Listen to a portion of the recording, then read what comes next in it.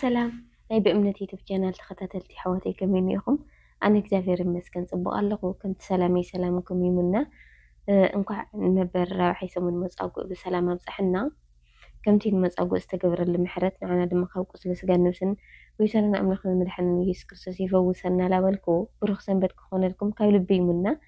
ነዚ ቻናል ኣጋይስ ኮንኩም ኣሕዋተይ ሳብስክራይብ ብምግባር ንገዛና እተው ኣነን መማለታይን ከዓ ሕጉስ ደስት ኣቕስን ልብል ነገራት ሒዝናልኩም ክንመጽ ኢና በእምነት ዩቲብ ቻናል ኣትይኹም ሳብስክራይብ ገበሪኢኹም ሎሚ ድማ ፍልይ ዝበለ ብዛዕባ መጻጉዕን ከምኡ ድማ ግጥሚ ካብ ልዋም ስለ መጻጉዕ ድማ ካብ ትምህርቲ መማለታይ ሒዝናልኩም መጺና ኣለና። ልዋም ጓለይ ኣብዚ ቤተ ክርስቲያን ማዝገር ድምቃልዳ ኮንኪ ሰሚዐ ወንጌል ክንደይ እዮም ዝብልዎ ነበሩ። ወንጌል ዮሃንስ ምዕራፍ 5 ይብሉ ነይሮም ዛጓል ብዛዕባ መጻጉዕ እዩ ነይሩ። አንብብልና እስኪ ምዕራፍ 5 እሺ ማማለታይ እወ ምዕራፍ 5 ተባረኽ ዛጓል አንብብልና ቀጽሊ እሺ ማማለታይ ከም ቦየ ከም ፈቃድ እግዚአብሔር። ወንጌል ዮሃንስ ምዕራፍ 5 ድሕርዚ ድማ በዓል አይሁድ ኮነ። ኢየሱስ ናብ ኢየሩሳሌም ደየበ። ኣብ ኢየሩሳሌም ኣብ ጥቓ ደገ ኣባጊዕ ከዓ ብዕብራይስጢ ቤተሄሴዳ ዝበሃል 5 ገበላ ተገበሮ ቐላይ ነበረ። ኣብኡ ምንቅስቓስ እቲ ማይ ዝበጸበዩ ብዙሓት ሕሙማት ዕውራትን ሓንካሳትን ድኑሳትን ይድቅሱ ነበሩ። ንሓንሳ ሓደ መልኣኽ ናብታ ቐላይ ወሪዱ ነታ ማይ ይንቀሳቐሶ ነበረ እሞ እቲ ቅድም ወሪዱ ኣብታ እተንቀሳቐሰት ማይ ዝኣተወ ካብ ዘለዎ ሕማም ዘበለ ይሕዊ ነበረ። 38 ዓመት ዝሓመመ ሰብኣይ ከዓ ኣብኣ ነበረ። ኢየሱስ ክርስቶስ ድማ ነዚ ደቂሱ ምስ ረኣዮ ነዊሕ ዘመን ምሕማሙ ፈሊጡ ክትሓውዶ ትደሊ ኢኻ በሎ።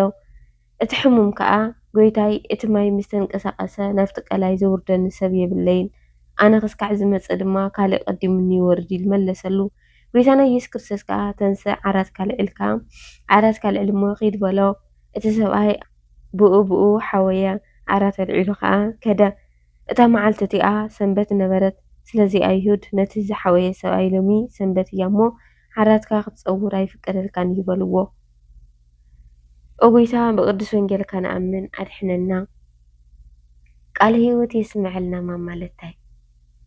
ስለዚ ግን ንእሽተይ መብራህርህ ደትባና እዚ መጻጉዕ ልበሃል ወይለ እዚ ዓራት ሒዙ ዝተልዓለ ከመይ ዓይነት ስለዝሓመመ እዩ?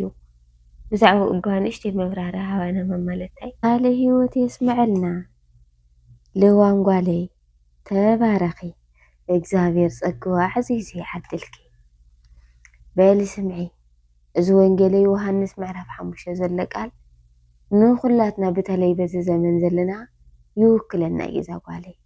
ግናኸ ከምቲ ቃሉን ስለቲ ቃሉን ክንዘራረብ ልዋመይ መጻጉዕ ን38 ዓመት ኣብ ኣልጋ ደቂሱ ለልዕሎ ዘይነበረ እዩ። ኣብ ዓራቱ ን38 ዓመት ሙሉእ ደቂሱ እዩ ዛጓል።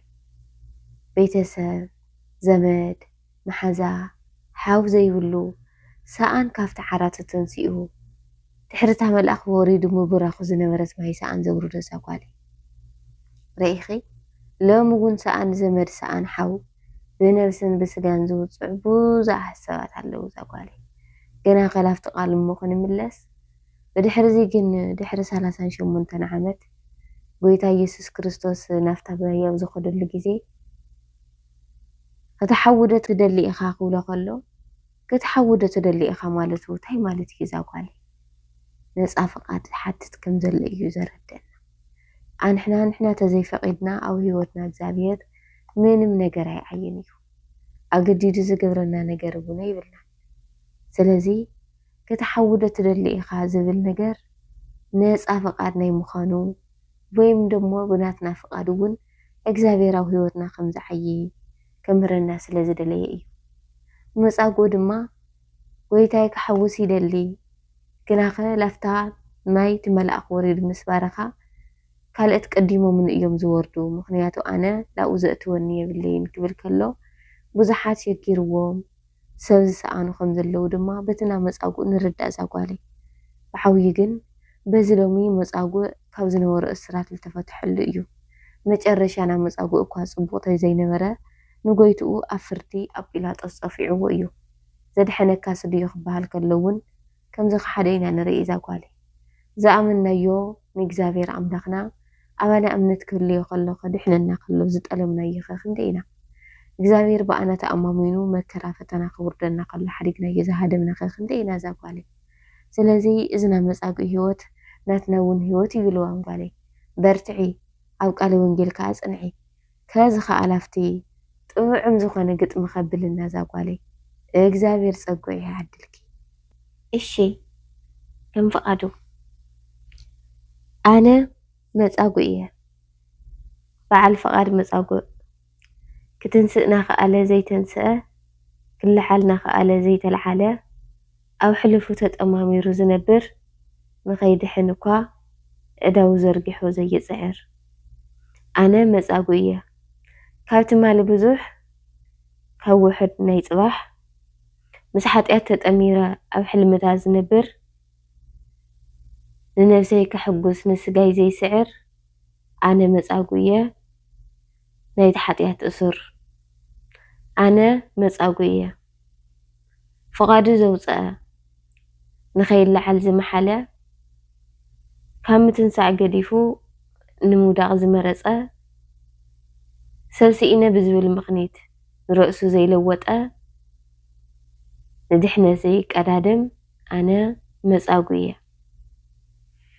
ኣነ መጻጉዕ እየ እሱር ናይ ሓጢኣተይ ደካማ ብስጋ ፍትወት ዓለም ዝሰዓሮ ዘይሓስብ ልናጋ ኣነ መጻጉዕ እየ ዝተረፈ ላንጋላንጋ ኣነ መጻጉዕ እየ ፍትሒ ምሕታት እናደለየ ታሕ ዘይደሊ ንስሓ እናሓሰበ ብሓጢኣት ዝበሊ ምትንሳእላ ከኣለ ግን ለይውልዕሊ ፍቃዱ ዘውፅአ ኣነ መጻጉዕ እየ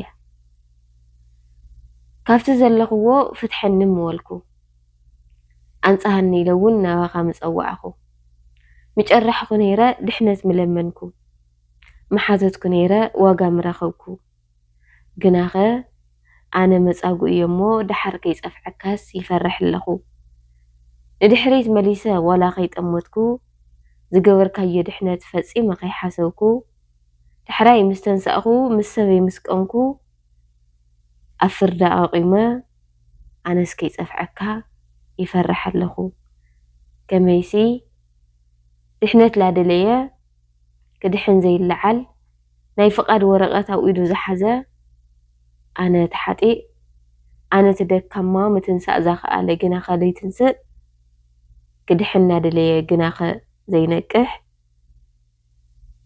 ተስፍኡ ብዙሕ እናሃለወ ተስፍኡ ዘይገብር ኣብ እምነት ተወኪሉ ናባኻ ዘይጽውዕ ናባኻ ዘይጭርሕ በኣኻ ዘይኣምን በሊዑ ዝኽሕድ ድሒኑ ዝርስዕ ኣነ መጻጉዕ እየ ኣህማም ማለት ታይ ደስ ይልክን ባረኽ ዛጓሌ ድሒኑ ዝርስዕ ኣነ መጻጉዕ እየ ኣህማም ማለት ታይ ደስ ይልክን ክፈትዋ ተስኪ ሳብስክራይብ ገይርኩም ዶ እዛ ልዋን ጓሌ እዚ በእምነት ዩቲዩብ ቻናል ከ ተተዋውዕዎ ደለኹም ወላስ ድሕሪት ይስጉም ኣሎ ሳብስክራይብ ገበሩ ሎሚ ብዙሕ ተዘይካሰብኩም ብዙሕ ሕልሚ ዘለዋ ጓል እያ ዘላትኒ እዞም ደቂ ስለዚ ሳብስክራይብ ብምግባር ንገዛና እተው ኣነ ጓሌን ከዓ ኣነ ሕምባሻ ንሳ ከዓ ደቋ ሒዝና ክንመፀኩም ኢና ክስካብ ሳብስክራይብ ኣይገበርኩምን ወይ መርገም ዓበይትኩም ዝወፅሕ ኣይፈለጥኩምን ማለት እዩ ሳብስክራይብ ብምግባር ንገዛና ንዑ ብዙሕ ነገር ከዓ ትኻስቡ ኢኹም እስኻትኩም ቁጥር ብዝወሰድኩምሉን ሳብስክራይብ ገይርኩም ዝምድያ ብዛዕባኩም ቁጥር ድማ ራእይና ሕልምና ሓሳብና ድልየትና ቃዕምና ከኣላ ስፋሕና ክንኸዲና ሳብስክራይብ ገበሩ ተኸታተልኩምዎ ክስካብ መወዳእታ ስለዝረአኹምዎ ካብ ልቢ ይመስገን መሊስና ብሓድሽ ነገር ከም ንራኸብ ተስፋ ኣለኒ ስለዚ ሸር እናገበርኩም ደሞ ናብ ካልኦት ከም ንበፅሕ ግበርዎ ብሩኽ ቅንያት